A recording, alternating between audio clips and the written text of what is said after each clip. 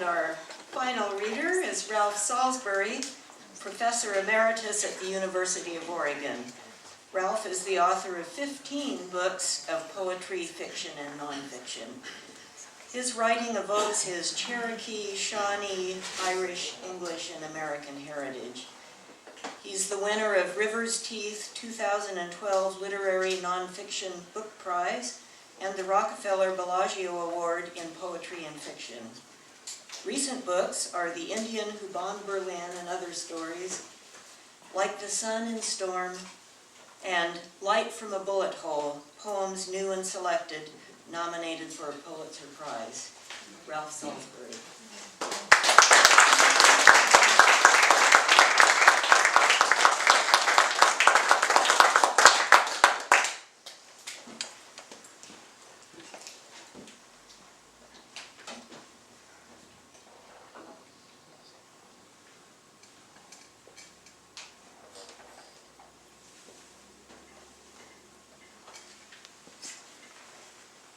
Thank you very much, Margaret. And again, as usual, thanks to Scott and Tsunami for a wonderful place to read. Thanks to Howard for arranging this reading. And thanks to all of you who have come out today.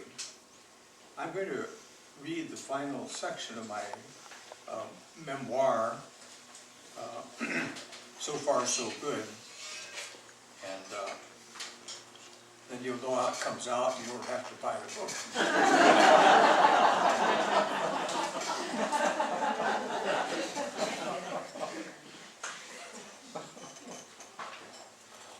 So, can you all hear me okay? Yeah. All right. I start right in the middle of something here, which is as good a way as any, I suppose. The book's 400 pages long, and I know you wouldn't sit still for all of that. So this is a jump in place, and here we go. A few years ago, I was invited to join a National Air Space Agency's on-the-ground follow-up to what an Earth-orbiting satellite was informing a part of the world about global warming and the state of life-preserving forests. My job was to maintain my friendship with the project director and to fire a shotgun to bring down twigs for future lab inspection. The work began with dawn, and the first day I saw Old Man Coyote, trickster, trotting ahead of our government seal emblazoned vehicle.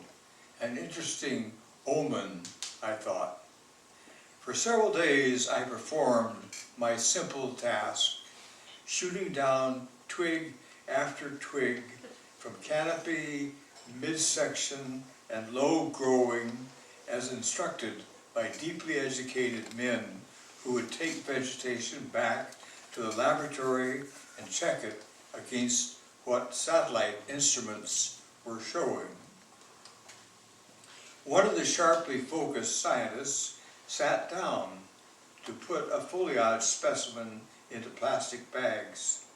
Poison oak was outside of his area of study, and he was earnestly working in cool shade, unaware of the days of itching ahead. Too late to tell him, the others and I agreed. He'd find out soon enough, and he might as well enjoy sitting in the shade. In the last hours of the last day, our crew drove up and parked alongside the road and found our last experimental site devastated by loggers. The U.S. government signs were all in place, but the trees they'd been meant to protect were gone. Years of human knowledge had come up against a few hours of human ignorance and had lost. Old Man Coyote laughed and trotted toward the end of his own day. On my desk, are books of poems and fiction. Some mine, their shapes rectangular like the shapes of buildings glimpsed from a speeding bomber. Among them lies a recently rediscovered photo album which shows a 19-year-old bomber crewman, his black hair, high cheekbones, and tomahawk nose, evoking awareness of wars older than the one for which he is being trained. With him, a tennis racket in hand, is one of his girlfriends. Her name, the name of the town from whose high school he has recently graduated, Aurora. Her name, one of the names for the dawn, half of one of the names for the northern lights, which he has witnessed from the ice-jeweled north window of his Iowa farm home birthplace, and will witness again standing with his wife beside a fjord in far north Norway. His wife, coincidentally garbed in a robe the color of snow, comes from the kitchen to wish him a good morning. World War II, of how many come, ends. A beautiful 18-year-old girl, her complexion evocative of Hispanic and Pueblo history, and evocative of youth, yields to her older, more experienced, more intelligent, better educated, accomplished, glamorous poet rival named Ingrid, Nordic and Germanic for daughter of the chief. A 19-year-old bomber crewman, only a year from beginning his writing career, yields to an 82-year-old writer of prose and poetry. An aged man is but a paltry thing, unless soul clap its hands and sing, and louder sing, wrote poet, playwright, and politician William Butler Yeats, winner of the Nobel Prize in Literature. And his poem, Sailing to Byzantium, goes on, his soul singing for the mortals of Ireland and of all the world. An aged man, what should I think of my worth or worthlessness as I live on toward whatever may be said over my grave? An elder is what some younger Native Americans have said of me, and some have praised the example I set for them as they were making their contributions to the world as writers and teachers.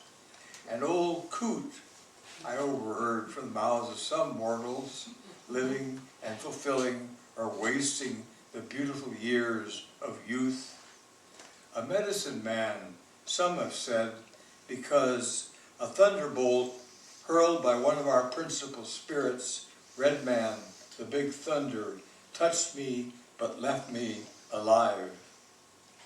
15, I regained consciousness and breathed the scent of warm rain in grass beneath my face. Then I noticed the smell of burning in my hair, in my shirt, and in the pants I'd been reaching to unsnag from barbed wire. When lightning blazed along the fence, seethed over my flesh, and became thunder I could not hear. Ears again functioning, I listened to my father's story of Ralph, a know-it-all kid, impatient as usual, impatient or not willing to endure the itching of stiff oat stems under his collar, and not willing to endure the dread of spiders crawling down out of an oat bundle, which roofed a temporary one-person oat bundle teepee erected against rain. Lightning left us as blind as hogs in the whiskey mash a minute or two, and then we seen Ralph jump up from where he'd been throwed, He ran hell-bent for election, sloshed through the slough, ran up to the next fence, backed off a dozen steps or so, and ran again, and slid like one of them baseball players on his belly through mud under the bottom barbed wire. He ran up the lane and got into the car we'd bought new after all them damn Hoover years.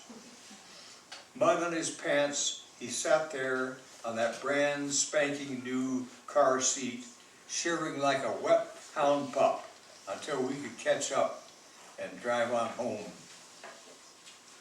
My experience of being struck by lightning has become, after 53 years, a spirit awareness. I say a prayer, and during thunderstorms, I keep as far as possible from tall conductors of electricity, but the danger of being killed by lightning is a danger to which I feel reconciled. The fear of falling, the best I could say is I've endured it when I had to, flying in bombers, keeping a thick mitten grip on bomb stanchions, and inching cumbersome flight boots along a slippery, narrow catwalk over thousands of feet of air. Bomb bay doors flared open like the lid of an army camouflage color coffin. Clouds its satin lining. Hanging by one hand from a second-story window, I nailed boards with the other hand, working for hours after a grueling university day. I was building an affordable home as a way of feeding my wife and child and surviving the 70s when powerful men were manipulating university budgets to destroy freedom of expression and commitment to egalitarian democracy.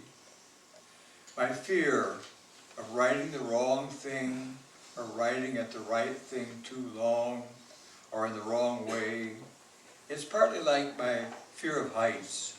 I say a prayer and I start to write. My fear of falling, I struggle against it as best I can. Making a hard decision in 1992, which we Indians remember as the 500th centennial of the Columbus invasion, a narrow trail behind us, maybe by now washed away in hard rain. Ingrid walked an 8-inch wide slippery path 500 feet above the Ligurian Sea. I might have drowned in the sea which drowned Percy Bysshe Shelley. I might have ended as a bloody blob on the shore, but after Ingrid crossed safely, my mind set against my phobia of heights, I concentrated on digging shoe sole edges into slippery clay, dug my fingers into the muddy slope above the trail, and crossed. Thunderbolts striking the mountain around us were frightening to Ingrid, but the relief of not having plunged to my death was all I could feel. Twice since beginning this memoir, I have gone into seemingly peaceful unconsciousness. The first time I was sitting at my computer, a medicine container clutched unopened in one hand, a pill inside, fumbling out the container, the best I could do in my fight against death. Ingrid came home and found me inarticulate. The computer keys my head had sunk onto had created page after page of scrambled alphabet.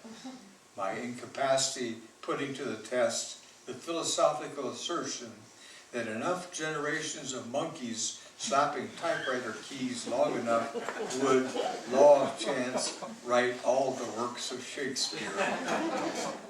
After the ministrations of ambulance attendants and emergency room personnel, I am as okay as one can expect in old age, so the grim wisdom of old age informs me.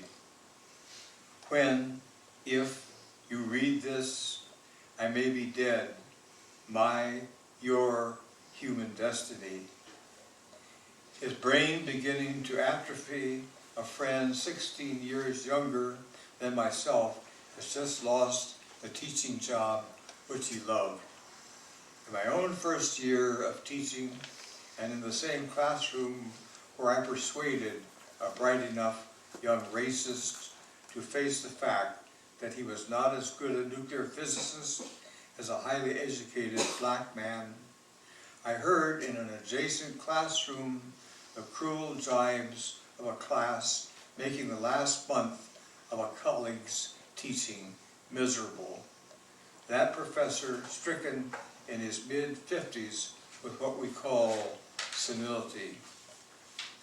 Car crash, illness, drug overdose, war wound, a human vegetable we hear in the news, and anguished, loving survivors reluctantly decide that the body should be allowed to join the brain in death, or decide the opposite, or politicians seeking the votes of sadists decide that a human organism no more aware than a jellyfish must be expensively sustained election after election.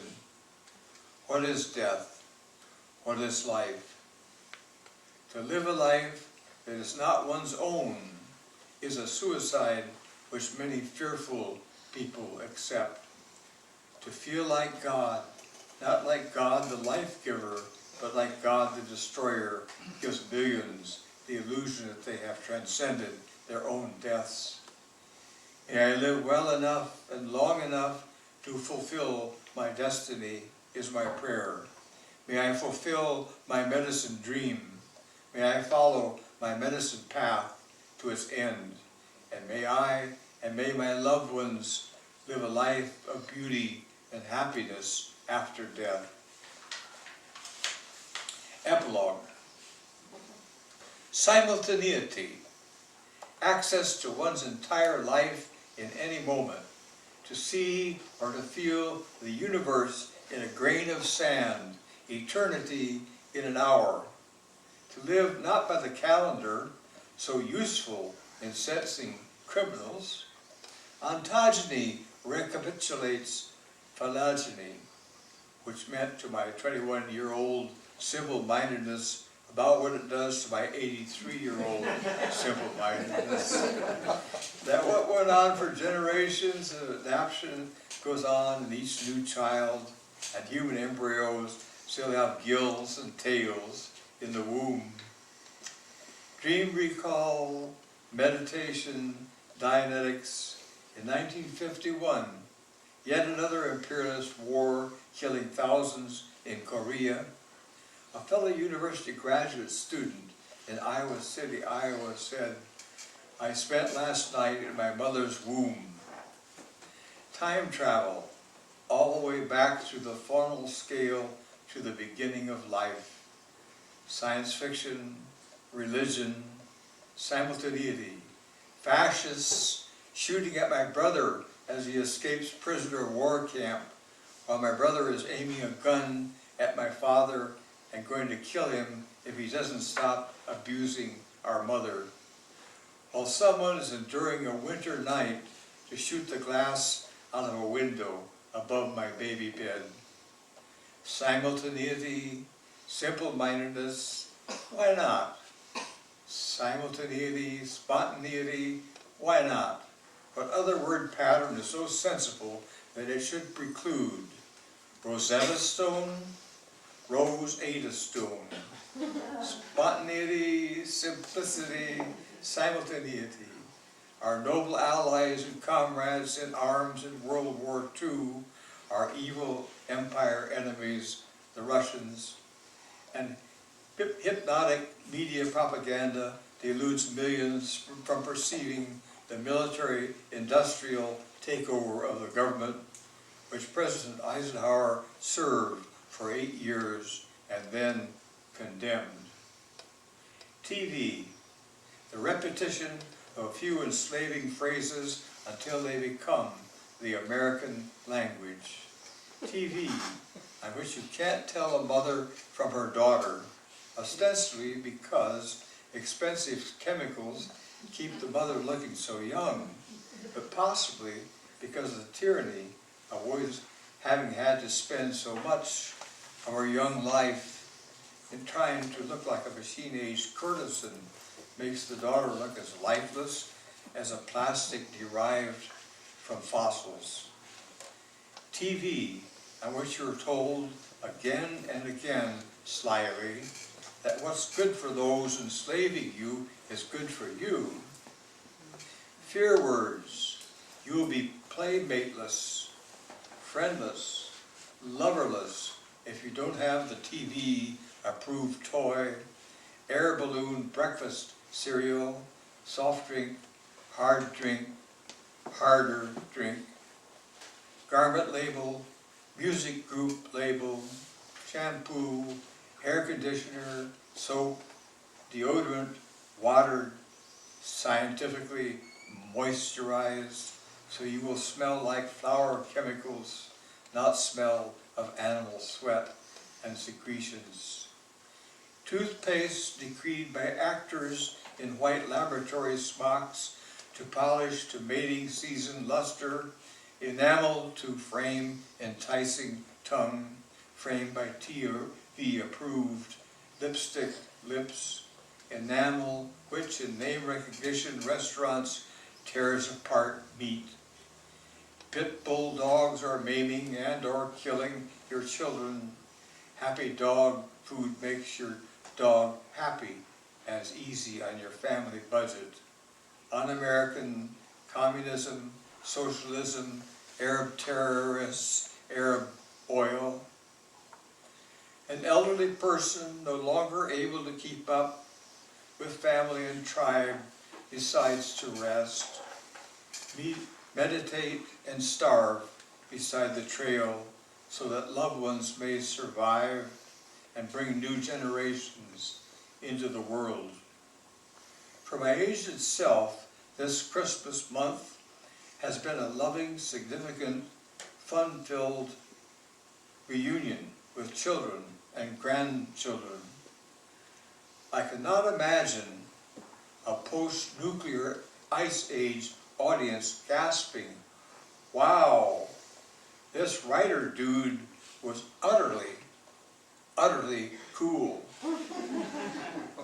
It is, however, good to think that some fraction of my words might help some fraction of some population to live better, or might give solace in the human suffering all of us live.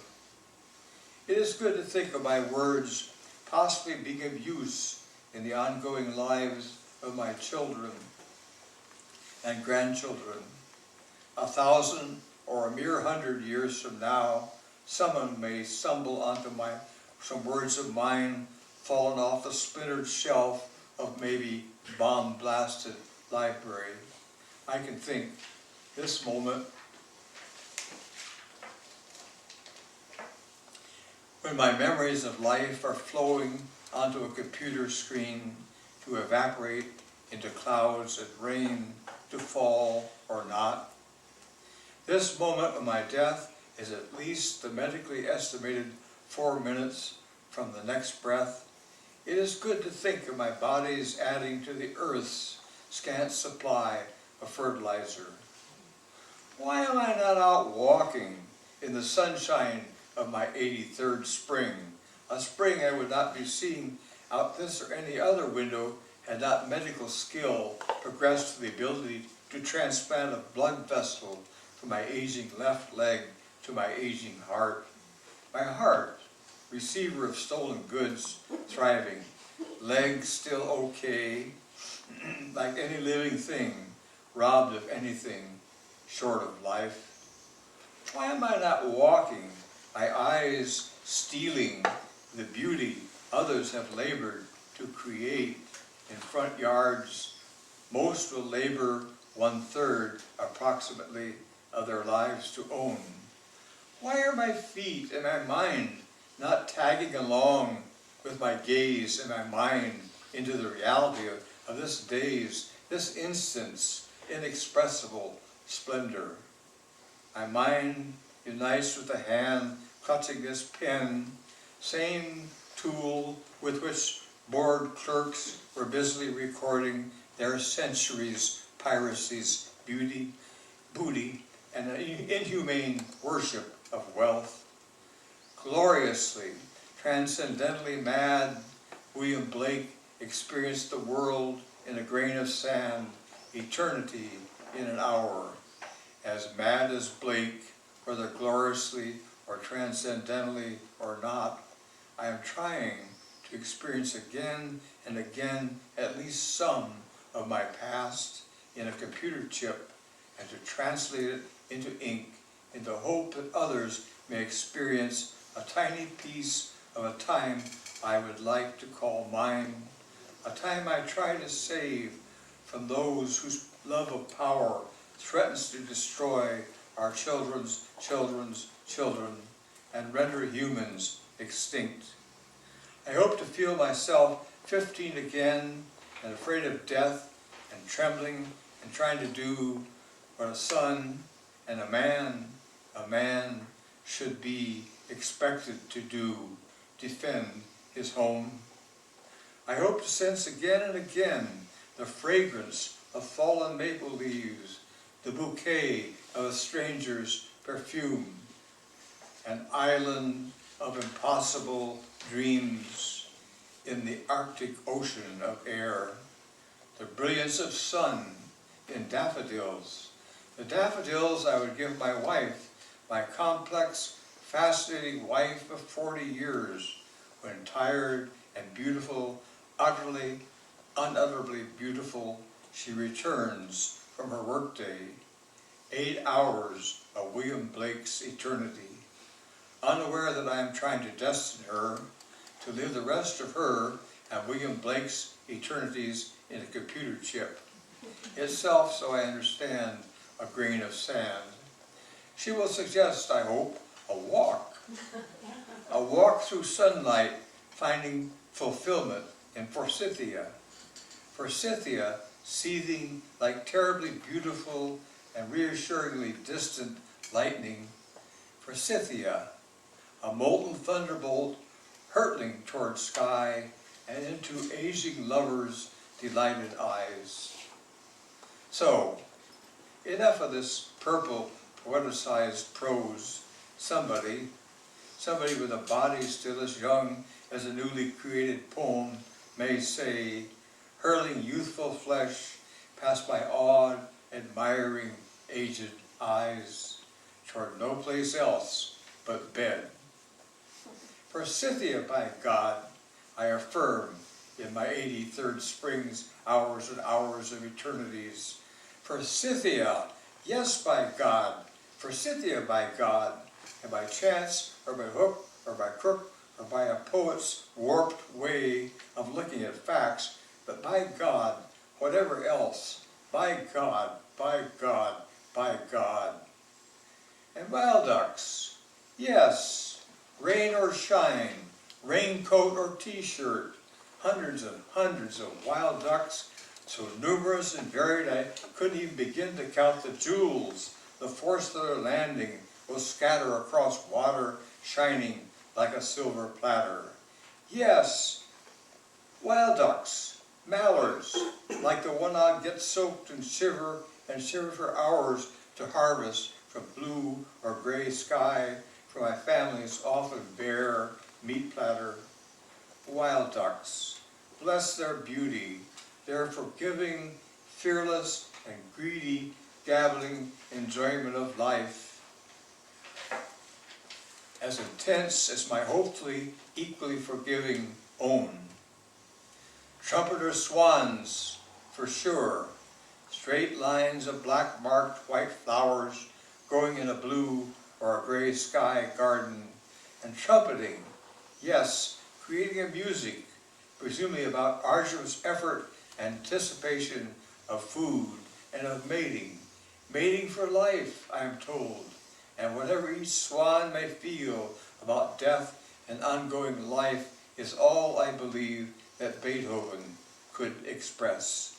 And now, again and again, snow geese, a great white, incredibly beautiful blizzard descending on the gray waters of the bay. A beautiful blizzard to these aging eyes, soon, too soon to close.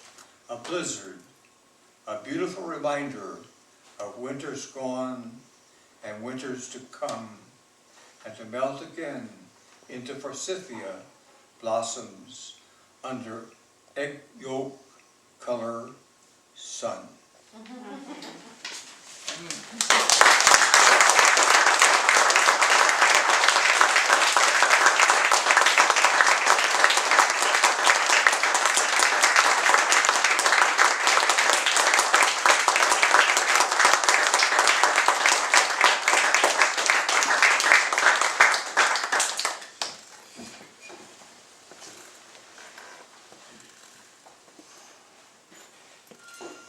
When we studied